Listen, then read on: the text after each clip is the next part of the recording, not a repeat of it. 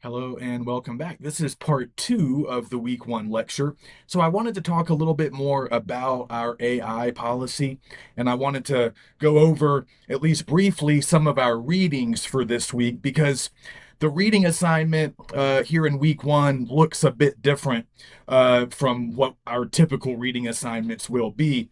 We're just taking a look at a couple of short excerpts from articles.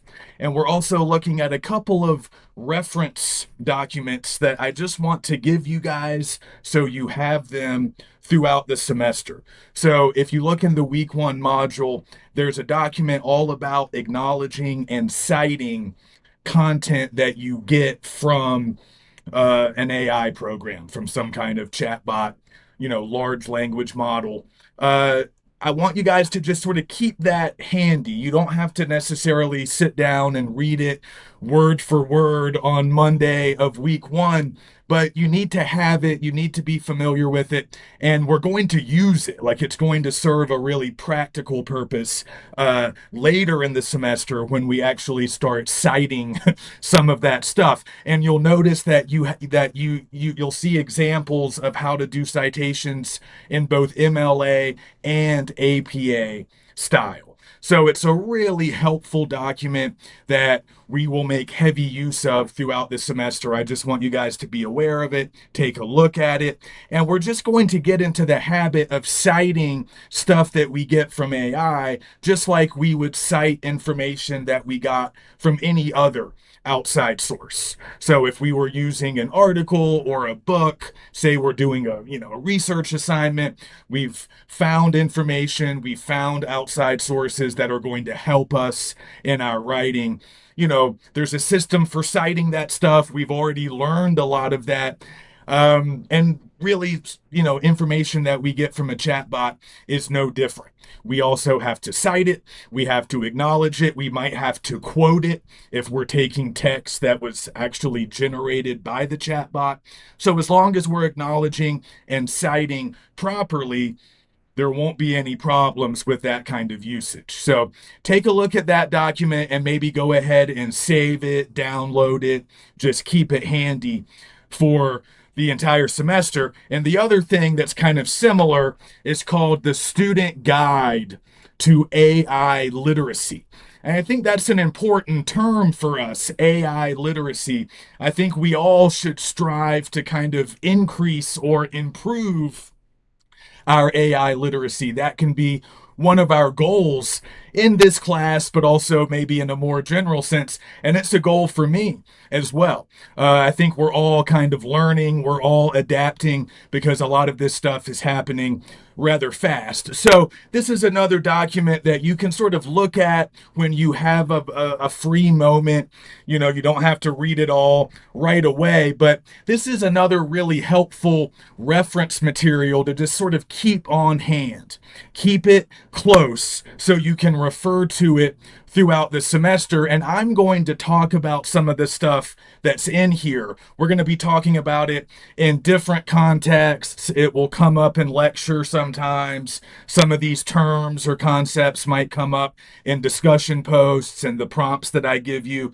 So these will just kind of be part of our ongoing discussion about how we use AI in a composition class. So just a few general headings that you can see in this student guide to AI literacy, things that we're trying to do, things that we are trying to accomplish. So they tell you that you are a literate AI user when you can do the following things. And they list some of these benchmarks. And we are going to really aim for these. So, number one, you have a basic understanding of how generative AI works. How the technology works. You don't have to be an expert. I am certainly no expert, but we do need to learn a little bit if we're not already familiar with these programs. We need to know a little bit more about how they work, the history of them, and how they impact humans, actual human users. So that's part of what we're going to be doing with the rest of our week one reading. And I'll talk about those articles in a moment. So that's like the first benchmark that they list. And then if you keep going, number two, you understand the policies and frameworks for the ethical use of generative AI. And that really is what we're going for. We want to use AI in an ethical way, a productive, efficient way, in a way that can help us, but in a way that still maintains a certain level of academic integrity. Number three, you know how to prompt generative AI to produce useful outputs. That's a really important one. That's on the top of the second page of this document. And we're going to talk about that a lot. In fact, I will cover a little more about prompt engineering in this lecture, but that's something that we're going to come back to throughout the semester. And often we're going to talk about it as part of our assignments. When we actually do writing assignments, I'm aware that you guys are going to be getting help from chatbots. You're going to be getting information from them, and you might even be getting text from them. You might even get the chatbots to generate some text for you. And in certain situations, that's okay, as long as you are acknowledging and citing that text properly. That's usually okay. We don't want to do it all the time, but it is an okay thing to do. It can actually be a very productive thing to do. But in order to get good outputs, in order to get good content from the chatbot, you need to have put some thought into your own prompts, the commands or the prompts that you are typing in. You're telling the chatbot to do things.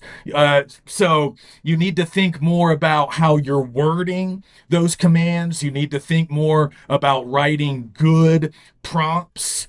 And there's some strategies that I can share with you guys. It's kind of an individual thing, but we can talk about techniques and strategies that might strengthen our prompts. It's a little bit like doing, searches online. You have to try out a lot of different search terms sometimes in order to find the info that you want.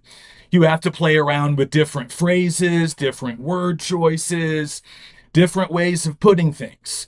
And it's very similar when you're writing prompts for chatbots. So just be aware of that. You have agency, right? Even if you're going to use AI generated text, you're still responsible for what that text says.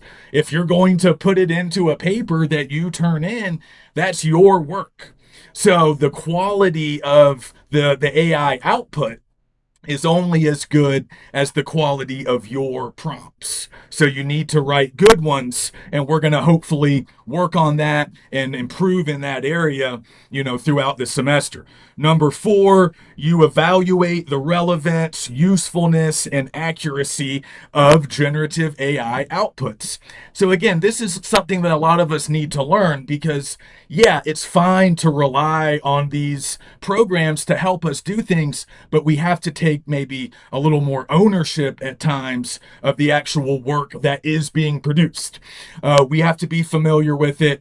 We need to be connected to it, and we need to make sure it's accurate. We need to make sure it is acceptable and it sort of passes the smell test. So we'll talk a lot more about that. Number five, you monitor your own learning as you use generative AI. So, of course, one of the big concerns that a lot of scholars have with AI usage is we're afraid students will kind of stop learning or doing things for themselves. So, AI can help you learn, for sure.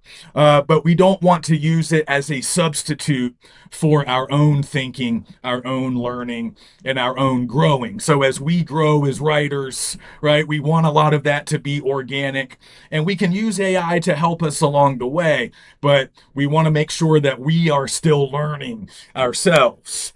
Number six, you recognize that generative AI is fundamentally different from human communication. We'll talk more about that that. I'm sure we do understand that already on an intellectual level. But as we will see in this week's readings, sometimes things can get a little complicated and confusing with sophisticated AI programs. And plenty of humans have been deceived or in other ways hurt by some of these AI programs. So we have to be a little bit cautious. And then number 7, the final one that they list here of these benchmarks, kind of like what I was just saying, you understand the potential harms of generative AI, and you can be cautious and avoid uh, the worst negative downsides. So take a look at this when you get a chance. For each of those categories, there are several little bullet points, just things that we want to check off. Think of this as a checklist, things that you should be able to do, or benchmarks that you should be able to meet by the end of the semester, not necessarily now, but by the end of the semester, you should be able to check off all of these goals, all of these indicators that you are a literate user of generative AI. So those documents are just for you. Read them, take a look at them when you can. Now, the other readings here in week 1 will require more immediate attention. So I've given you some excerpts from 2 longer articles, both about AI. Okay, so we're not reading the entire articles. I thought that would take too long. So I just sort of found the best parts and I combined them into a single document just for the sake of convenience. So you can just, save or download the one document, or you can just open it up and read it in Canvas. Whatever works best for you. Some people still like to print out the readings, and I am one of those people. I just prefer to read this way as opposed to on a screen. But whatever you want, but just keep in mind, even though it's one document, these are 2 separate texts, and I tried to make that clear in the document. So we start with a book review written by this guy, Luke Munn, and the title of his book review is, it's a question, is AI a con? So be aware that he's reviewing a book written by other people, and the title of the book is here on page 1 of the document that I've posted to the week 1 module. So Munn did not write this book. The authors of the book are Emily Bender and Alex Hanna. And the title of the book is The AI Con. And it just came out recently. So these are 2 scholars of AI. They both work at universities. I think one of them is at the University of Washington. And they wrote this book about the dangers and sort of the business of AI. You might classify them as AI skeptics. They're not totally against it, but they are definitely raising some alarms. They're pointing out potential problems. And they're also interested in the way AI is getting marketed and sold to us by these big, tech companies. So we don't have to know much more about the book. If you're interested, maybe you want to check it out. But we don't have to know much about the book to understand what Luke Munn is talking about here in his review. He largely agrees with the authors. He is also an AI skeptic. He's also written quite a bit about the downsides, the dangers of AI, and also kind of what they're referring to as a con, this idea that AI is being sold to us as one thing, when in reality, maybe it's not that, it's something else. So there's a level of deception, perhaps, that they want to highlight. You don't necessarily have to agree with them. You don't have to agree with what Munn is talking about, but he's just providing a nice overview of this larger debate that's going on right now about generative AI, particularly its use in the classroom, its use in academics, but also people are concerned about AI kind of infiltrating all walks of human life, art, the workplace, whatever. So there's a larger debate that we are going to sort of participate in, whether that sounds fun to you or not. We can't really avoid it, at least in this class, because AI has really taken over a lot of writing tasks, and this is a writing class. So we're learning how to navigate this stuff. We have to at least be aware of the larger debate. You don't have to take sides. You don't have to be totally pro or totally con. You just need to know a little bit about what's going on. So Munn provides some kind of useful definitions and a nice overview while also talking about this book. That's pretty important. But I thought he did a nice job of just sort of defining and explaining large language models. And we need to know a little bit about large language models, often abbreviated as LLMs. You guys probably already know. I might be telling you things that you already know, and forgive me if that's the case, but it never hurts to review, it never hurts to refresh your memory a little bit. And for those of us who don't know, these are just good terms to be familiar with, some concepts to know, because we're going to be talking about them throughout the semester. So a large language model is it's a very sophisticated AI program that can process and generate human-like text. So we are talking about generative AI. That just means it's AI that can create. It can generate things. So we probably know that, or at least we had a general idea about that. But let's think more about that definition. A sophisticated AI program that can process and generate human like text. So think about those two words, process and generate. Really important parts of kind of how this technology works. So we know that chatbots, which are great examples, or at least they're powered by large language models, we know that they can produce text for us. We can type in a prompt or a command, and the chatbot will give us a paper or some paragraphs or whatever we're asking for, right? So we know it can generate text, but it's also processing existing text that's already on the internet. So that's largely how these large language models work. They absorb, they process all of this info found on millions of websites online. And the large language model can sort of summarize or synthesize all of that info. And that's how it's able to respond to prompts or answer questions and generate text. So, as we know, there's a lot of great information on the internet.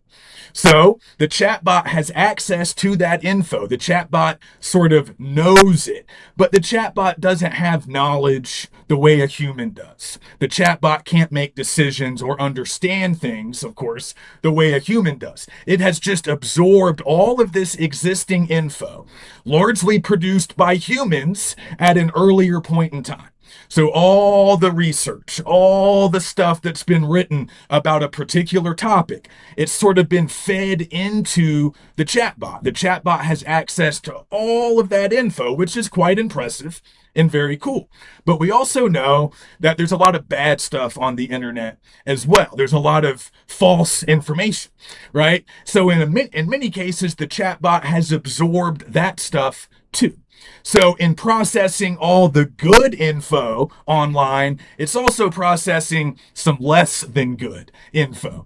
So just be aware of that. Be aware that that's where the information is coming from. It's stuff that already existed, stuff that's already been written, already been done. And the AI has absorbed it, summarized it much faster and much more efficiently than any human can. So that's great. That's why we actually like to use chatbots for summary and synthesis, because they're pretty good at doing those writing tasks. However, as we probably know, the chatbot is not capable of original thought. It's not capable of creating anything that's truly original. It only has access to everything that's already been done, all the info that already exists, the good, the bad, and everything in between. So even though it can generate, it cannot create. It cannot be original in the way a human can. So that's really important if we're thinking about AI specifically in regard to writing. That's one of the biggest reasons we don't want AI to take over all aspects of writing, because it's never going to produce anything original. It's just going to be rehashing all of the info that's already out there. So remember that. But yeah, these chatbots, these examples of large language models, they can do amazing things. They can summarize a ton of texts. They can translate from one language to another. They can write code. They can answer questions.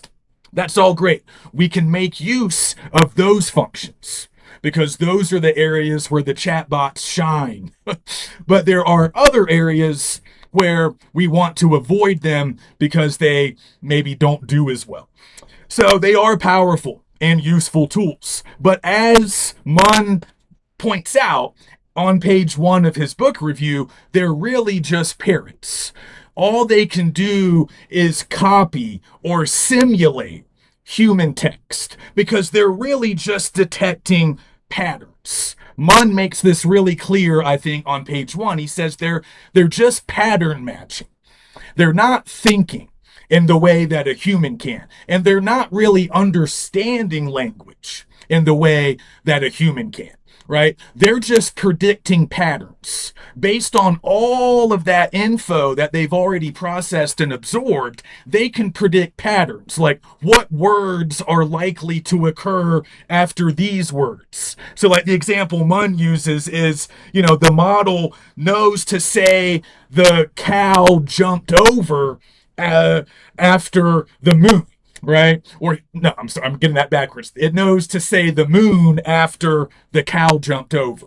But it's just playing the probabilities. It's just detecting a pattern of language usage based on all of the info that it's already processed. It doesn't really know what that saying means. It doesn't really know what that sentence is. It's just predicting which words occur next. It's pattern matching. And as Munn points out, pattern matching often gives the illusion of thinking, but it's not really thinking, not in the way that we think, right? It is an impressive technological feat, but it can't be a substitute for real human thought. And when you're trying to create an original expression of your opinions, your ideas, a chatbot can help you in various ways that we'll talk about, but a chatbot can't really produce the text that you're going to need if you're trying to express your own viewpoint. It can help you get there, but the text itself has to largely still be generated by you. So Munn is just pointing out some of these common problems or some of these illusions that AI can create. And of course, what he's getting at and what many other scholars talk about is, one of the dangers is we become overly reliant on AI. We just figure, hey, we can outsource almost all of our academic work to chatbots, and they're going to produce language that sounds like a human. It's grammatically correct, but remember that definition. A large language model can generate human-like text, not the same as a human, similar, but not the same. Usually pretty generic, pretty general, not specific, and never individual. Never original, never truly creative. So if we fall into letting these chatbots do all of our writing for us, our writing is going to suffer. Not because it's bad, like the chatbot isn't producing anything that's necessarily bad. I mean, sometimes it might. It depends on your prompt. But even if the document's not bad, it's probably not meeting my requirements because for my writing assignments, you have to express original thought. And that's where the chatbot falls short. That's where you have to step in and do work for yourself. So that's the larger point that I wanted to make. And I think Munn kind of helps just give you a nice overview. So the first part of that document that I've posted in the week 1 module is just a little bit of Munn's review. The first 4 pages consist of Munn's book review. And then starting on page 5, we have another article, a separate article, also with a question as the title: what is the ELIZA effect? Some of you might already know about this phenomenon. It is common whenever people are using chatbots. So you get a little interesting history of chatbots, and also you learn what the ELIZA effect is. It's just a common downside that accompanies this technology. As long as we can avoid it, we don't have to worry about it too much, but it's just a good thing to know. If you're not familiar with the phenomenon, check it out. So I've provided the title pages of both of these articles so you know where they came from. Um, so again, the first one is the book review by Luke Munn. You can see the date, you can see the book that he's reviewing, and hold on to that because later in the semester we will be doing a review of our own.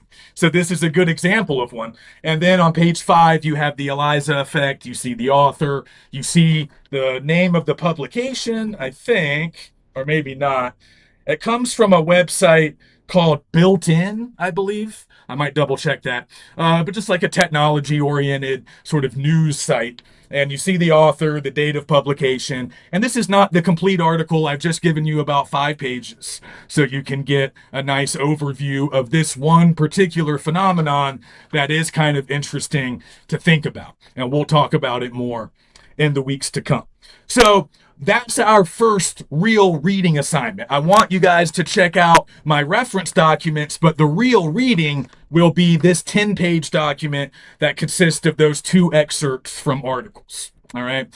And you'll be answering some questions about those in our first discussion post. So that's usually what I do for the discussion post. I will just pose some specific questions that I want you guys to answer using your own ideas and mostly your own work. But you can also use AI to assist you along the way. You just need to tell me what you're doing. So let's talk more with that in mind. Let's talk more about my AI policy. And then I'll wrap this lecture up and you can move on. So I want you guys to be really clear on how we are going to be using AI, particularly chatbots, in this class. So you guys don't need to hear the whole history, but I have recently sort of changed my position on AI usage. When this stuff first became widespread, I was pretty adamantly opposed to my students using AI really at all in a writing class. There were a few exceptions, but when it came to the actual writing assignments, I pretty much banned AI use altogether. And as you can imagine, that did not work super well. But also, I've changed my mind largely just through educating myself a little bit more about large language models, doing a bit more reading, like I'm asking you guys to do here in week 1. And it's kind of opened my eyes a little bit to the possibilities of using this stuff in productive ways. I still have some serious reservations about using it for the actual writing. But I've softened my stance and I'm a lot more open to sort of negotiating with it or allowing a certain amount of AI usage while we can still maintain our own original writing voices. But as you can probably imagine, a lot of writing teachers, a lot of people who teach composition like I do, really thought of AI at first as kind of an existential threat to our profession. If we can just outsource writing to an AI program, what are we going to do? What does that mean for our students? What does that mean when it comes to the actual learning of writing? And of course, what does that mean for writing instructors? So there was a lot of fear. There was a lot of uncertainty. But now I think we're starting to see a way forward. And I think we understand that students are going to use these programs. There's really no way for us to stop that. So we need to kind of find some common ground, and we need to have clear policies from class to class because they'll always vary from professor to professor, class to class. Different classes work differently, right? So there'll always be different standards. But as long as those policies are made clear, I think we can allow AI usage to an extent while also still satisfying what the instructors want. So that's what I wanted to talk about today as far as our policy goes. And I want to be very transparent. I don't want there to be any confusion or fear. I want you guys to know exactly where we stand on these kinds of issues. So I would just sort of piggyback onto the AI literacy sheet and say that I really want you guys to be able to do three things anytime you're using AI to help you with an assignment. I would like you first, and this is pretty simple, to understand the basic difference between getting assistance from an AI program versus having all of your work done by the AI program. I think we all understand that difference, but it is kind of an ethical question. We do still want to have original work, but also the way I want you guys to think about it more, because maybe you don't really care so much about the academic ethics, I would just argue more from the grade standpoint. If you want to maximize your grades, you don't want to rely too heavily on the chatbot doing your writing, because I have very specific requirements for my writing assignments. And as you can maybe guess, I've made a few adjustments to my writing assignments to make them really only they can only be done now by humans. Like the stuff I'm asking for, the level of original thought that is required can really only be done by a person. It can't really be done by a chatbot. So if you just want ChatGPT to write your whole paper, I mean, yeah, you can do that. But the problem is that paper isn't going to meet my requirements. So I'm not failing you necessarily for using AI too much. I'm failing you because you failed to meet the requirements, and you failed to meet them because you used AI too much. So that's really the better way of thinking about it. And that's an important distinction to make. We can get assistance, particularly on the pre writing and post writing levels, but we can't just outsource the entire assignment to a chatbot. So understand that first. Next, learn how to acknowledge and cite everything that you get from generative AI. And that's why I posted that document, so we can actually see how to provide citations, both in MLA and APA style. You can pick either style. Now, I apologize. I don't know if you guys can hear this, but they are gutting the apartment below me. So they have very heavy tools that are quite loud, and you might hear that. I can definitely hear it. I'm not sure if it's showing up, but if you can hear it, that's what it is. They are drilling something downstairs. So I'm not in any danger. Don't worry. But I apologize if it's loud. So yeah, that's the second step, is just to make sure that you're always properly citing the material that you get from your AI program. And we're going to learn how to do that. And then the third and final step, and this is really something you have to do on your own, critically evaluate your own AI usage. And we all have to do this, right? Because this is still relatively new technology. It's still new to most of us. And we are learning. We are still adapting. So don't be afraid if something that you try early in the semester doesn't work out. You can adapt. You can make the necessary changes. That's just a part of the learning process and the writing process. So let's talk more about the writing process to better understand how we can use AI in here. So you guys might know the writing process by now. You've probably learned it at some earlier stage of school. It's just a way of thinking about major writing. And big writing projects cannot be done in a single hour, in a single night. You need to break the process down into multiple steps, multiple phases.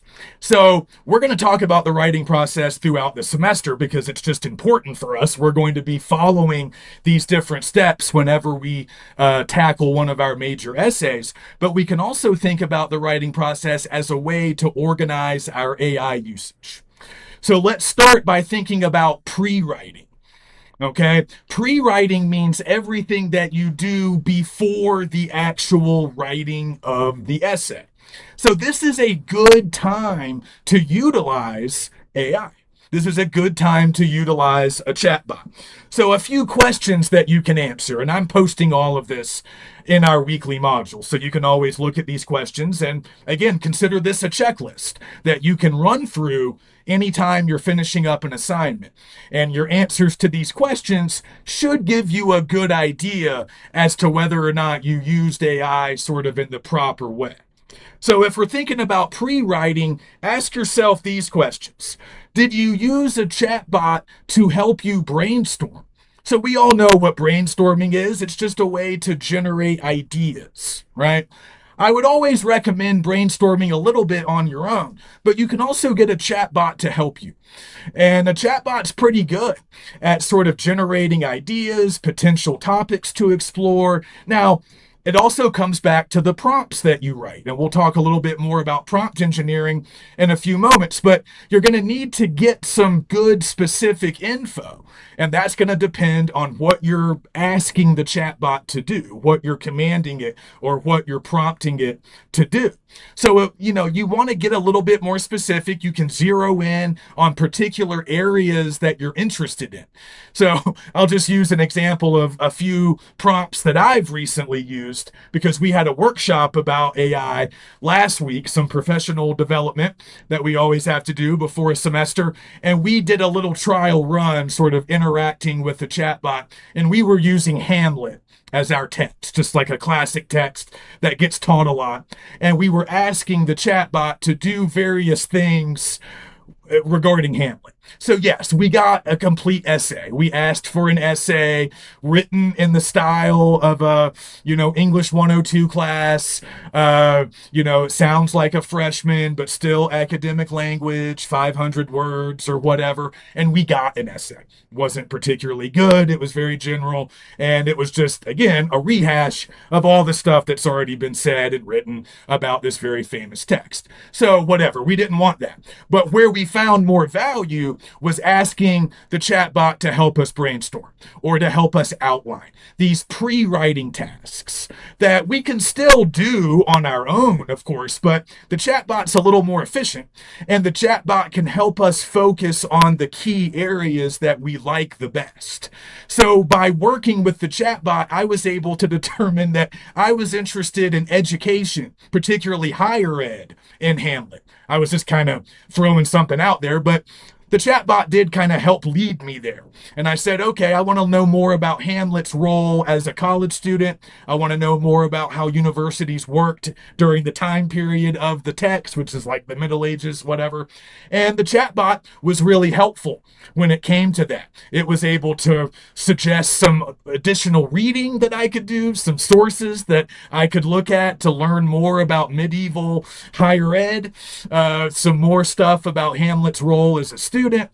A lot of good stuff, a lot of good ideas that I could pursue, some other things I could read, some other things I could think about further. So this would be a good way to use the chatbot. You need to have a few ideas of your own. You need to know kind of what you're interested in. But then the chatbot will be able to help you generate more ideas, more potential directions to pursue. And maybe it will help you to clarify what you really want to do. And another thing it can do is help you create an outline. Outlines are like the blueprint or the guide that we follow for our paper, the plan that we follow when we sit down to write our paper. So, based on your notes, based on what you've generated so far, you can ask the chatbot to help you generate an outline, and that can also be very helpful as you're planning each part of your paper. What do you want to say? You might even plan each individual paragraph. Again, the chatbot can help you do a lot of that sort of preliminary planning work. And all of that is pre-writing. So that's great.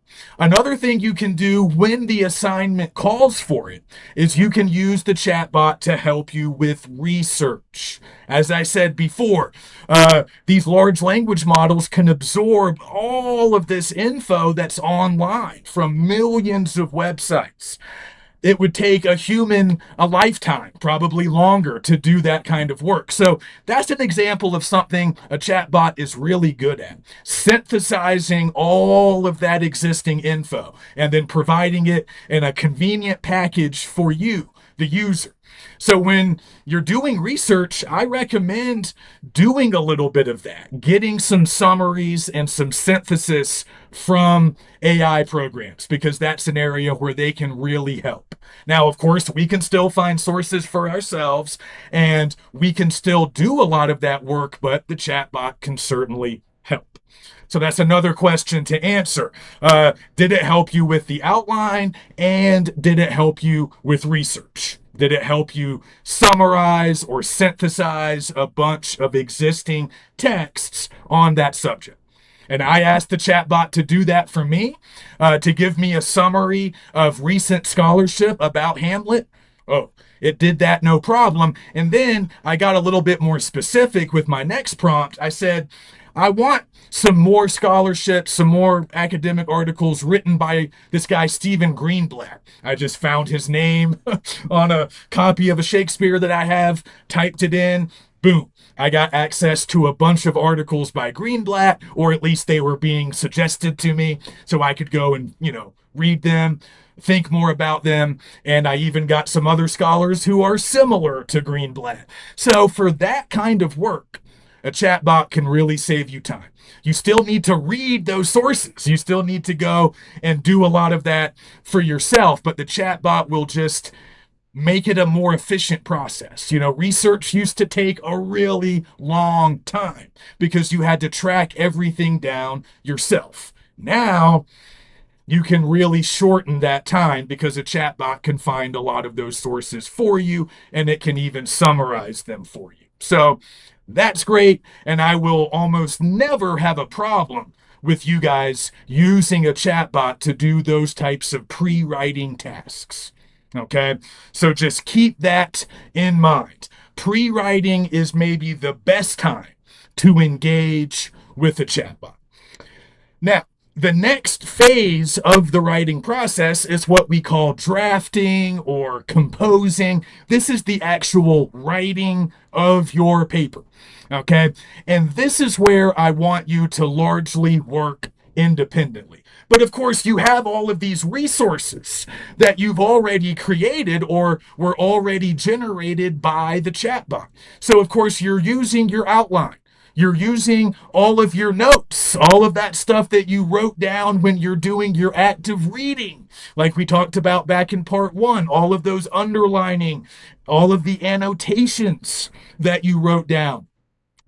You're using that. You're using the brainstorming session that you did with the chatbot. You're using the outline. You're using the sources, perhaps, that you've already found if the assignment calls for research. You have all of those resources. Now it's time to sit down and write your paper. And most of the writing should be done by you. But in certain situations, you might use some text that was generated by the chatbot. You can quote certain things that the chatbot says. You might get a response to your prompt that you like, you think it's really good, and you want to use parts of it in your own writing. There's a way to do that. We can definitely do that. You can bring that content into your paper, but you have to introduce it. You have to make it clear that it's coming from the chatbot, not necessarily coming directly from you. And you also have to cite it properly. You have to provide an in-text citation in parentheses. You might have to quote it if you're using the exact language generated by the chatbot. You need to quote it just like you would quote the author of some article that you were using, like you would quote Luke Munn if you were quoting him from his article. So once we get comfortable doing that kind of work, it'll be no big deal for you to just cite some content from a chatbot the same way you would cite something from a book or an article, and the information's going to be similar. Again, because all the chatbot is doing is summarizing all of those books, all of those articles, all of that info that already exists on the topic. So that's fine. All of that is fine. But again, if you're using text from the chatbot, just make sure that it's quoted and cited properly and you're being very transparent about how you're using it. But remember, it's the same with using other sources, right? You would never quote the author of a book or an article 20 times and have them basically write your paper for you, right? You might quote them a couple of times. You might use a few blocks of their text, but you still know that most of the text has to come from you. It's the same with the chatbot. You can quote it. You can even use maybe a paragraph worth of text from a chatbot here or there if it's serving a purpose, if it's helping you accomplish the larger goals that you're trying to accomplish in that assignment. Fine. But obviously, the whole paper cannot be generated by the chatbot. And if you get to a point where like half of the paper was written by the chatbot, I'm not going to really be satisfied by that. I'm going to want you to go back and revise and make more of the text your own. But if, the percentage of chatbot generated text is relatively small, 5%, 10%, 15%, we can live with that as long as your citations are there. So remember that. And then finally, post writing, the final stage of the writing process. This is everything that you do after the paper is written. So this really just means revising and editing. So I know a lot of you already use programs like Grammarly to help you edit your essays. That's fine. Just be aware that sometimes those programs might be rewriting your sentences. So it's fine to use them to correct errors. That's really what editing is all about. You can definitely outsource that work to AI programs. And if they're correcting errors, that's fine. That saves you time. But you need to be cautious if you notice the program is changing your sentences, changing the wording, changing the way you're putting things, maybe even changing the meaning of certain sentences. That's where you might want to stop using the program. Because now a lot of your text, a lot of your language is getting replaced by AI language. And we don't necessarily want that. So you can definitely use AI to clean up mistakes, but make sure it's not changing too much of your language because we always want to maintain our own unique writing voice and our own style. You all have a writing style. Whether you know it or not, whether you like writing or not, you all have a style. You all have a particular way of putting things. You all have a unique way of expressing yourselves because you're all individuals. And just remember, chatbots can never capture that. Chatbots will always fall short when they're trying to simulate a real human, the way a real human would think, talk, or express themselves. So just remember that. That's why we don't want to rely on these generative AI programs when it comes to drafting. We want to do most of the drafting ourselves, but when it comes to pre-writing and post-writing, sure, you can use these programs as long as you're being careful, as long as you're paying attention, and as long as you've developed this AI literacy that we were talking about earlier. So, one thing that I will require for all of the writing assignments that you turn into me, all of the discussion posts, and obviously those big four papers, I will require an AI acknowledgement. This is a brief statement that I want you guys to put on the first page of your document. Okay, no matter what it is. And you can keep these brief. This might just be a single sentence. It might be a couple of sentences, maybe a paragraph if you have a lot to tell me. But basically, the acknowledgement is just you telling me how you used AI. That's it. It's no more complicated than that. But I want you to use some of our shared vocabulary. So I would like you to use these terms that I just went through from the writing process to be clear about exactly what you did. If you just tell me, yeah, I used AI a little bit, period. That's not telling me very much. That's not very specific. So I would like you to be specific based on the process. So, yeah, I used a chatbot to help me outline. Remember, answer those questions I just ran through. Yes, I used a chatbot to help me outline. Yes, I used the same chatbot to help me with some of the research. But when it came to drafting, I didn't use the chatbot. And then for the post writing, I used Grammarly before I submitted it. Fine. Okay. That's good. You're giving me enough detail. I'll be happy with that. All right. So just be transparent. Just tell me what you did. And if you use some text in your paper that was generated by the chatbot, that's fine. You can tell me that. Just say, yeah, I quoted the chatbot. Sometimes, sure, but I cited it. It's quoted. It's clear. Fine. I have no problem with that. But I want us to be honest with each other. Okay. Tell me what you did, and then I will give you an honest assessment based on your acknowledgement, based on what I see in the paper, right?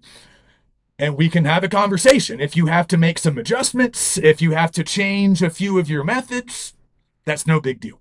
That's part of the process. All right. So even with the discussion posts, I want the AI acknowledgement.